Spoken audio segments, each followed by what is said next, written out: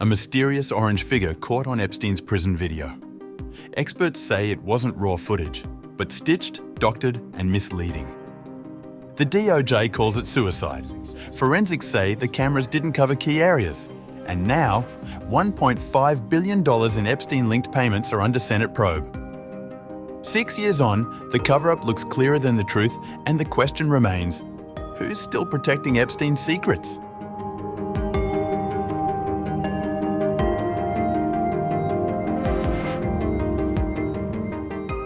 On July 29th, CBS News published an exclusive report questioning Jeffrey Epstein's death at the Metropolitan Correctional Center in Lower Manhattan in August 2019.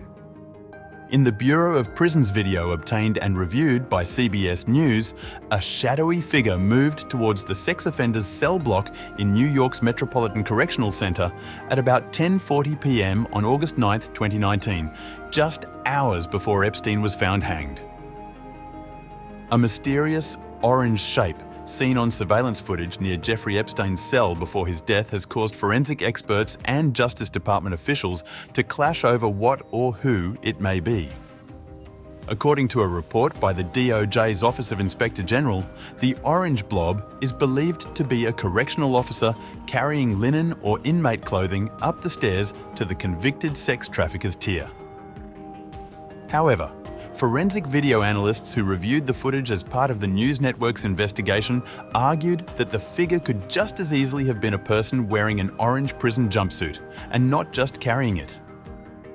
Based on the limited video, it's more likely that it is a person in an orange uniform. The experts' analysis challenges the DOJ and the FBI's claim that no one could have entered Epstein's cell and that the financier died by suicide. The FBI claimed that surveillance cameras would have captured anyone entering the special housing unit or Epstein's tier on video. However, experts contest that the camera does not cover the main entrance of the unit, the staircase in full leading to Epstein's cell, or his cell door. To say that there's no way that someone could get to that, the stairs up to his room, without being seen is false. CBS News said that 4 other leading forensics experts interviewed concurred with Stafford's analysis. Earlier this month, the DOJ and FBI said they released 11 hours of full raw surveillance footage from inside the jail. Experts have also cast doubt on that claim in an effort to undermine conspiracy theories surrounding Epstein's suicide. The presence of a cursor and on-screen menu indicates that it was likely a screen capture rather than the raw footage exported directly from the prison's digital video recorder system. Both experts agreed the video was unlikely to have been an export of the raw footage, and that instead it appears to be 2 separate segments stitched together. Stafford, who analysed the video's metadata, said it showed the file was first created on May 23rd of this year and was not from 2019.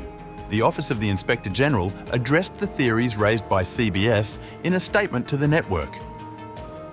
The OIG appreciates the careful review of our report. Our comprehensive assessment of the circumstances over the weeks, days, and hours before Epstein's death included the effects of the long-standing, chronic staffing crisis in the BOP and the BOP's failure to provide and maintain quality camera coverage within its facilities. As CBS notes, nothing in its analysis changed or modified the OIG's conclusions or recommendations. CBS News' report is the latest in a growing list of unresolved questions surrounding the video, as scrutiny over the Trump administration's handling of the Epstein investigation intensifies.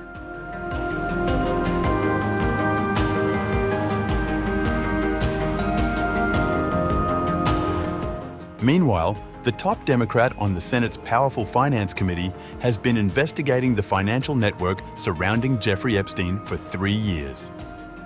Now, he wants the IRS to find out what exactly the late sex offender was doing in exchange for $1.5 billion in wire transfers that passed through major financial institutions. An investigation from the office of Democratic Senator Ron Wyden of Oregon uncovered more than 4,700 transactions dating to 2003, including payments to women from Russia and Eastern European countries. More than $158 million came from Wall Street financier Leon Black between 2012 and 2017 for Epstein's alleged tax support, according to Wyden's report, and ultimately helped Black avoid more than $1 billion in liabilities. Wyden told reporters at a briefing on July 31st. None of these tax transactions Epstein performed were audited. In a letter to Donald Trump's recently appointed IRS Commissioner Billy Long, Wyden demanded a list of any and all audits involving Epstein and whether the agency ever evaluated the full scope of his alleged tax planning services. I want the IRS to go back and make sure that there was actually tax advice being given rather than what I suspect was going on, which is a lot of payments revolving around sex trafficking. Wyden's financial probe has taken on new urgency in the weeks after the Trump administration failed to release any new revelations from the so-called Epstein files and concluded no further investigation was needed, much to the uproar of his supporters and Republican allies.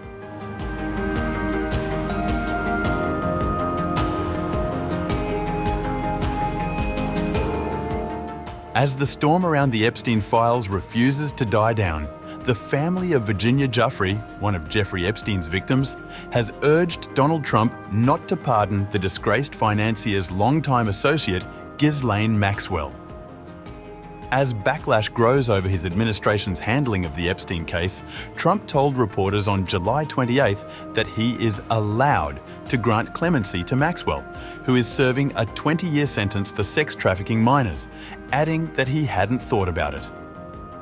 The family of Giuffre, a key survivor of Epstein's sexual abuse who died by suicide in April, said any leniency shown toward Maxwell would be one of the highest travesties of justice.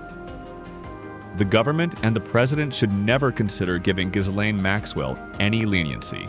Ghislaine Maxwell is a monster who deserves to rot in prison for the rest of her life for the extraordinary violence and abuse she put not just our sister Virginia through, but many other survivors who may number in the thousands. A senior administration official told NBC News that no leniency towards Maxwell is being discussed. The family also noted that Trump said clemency for Maxwell is not something he is even thinking about at this time.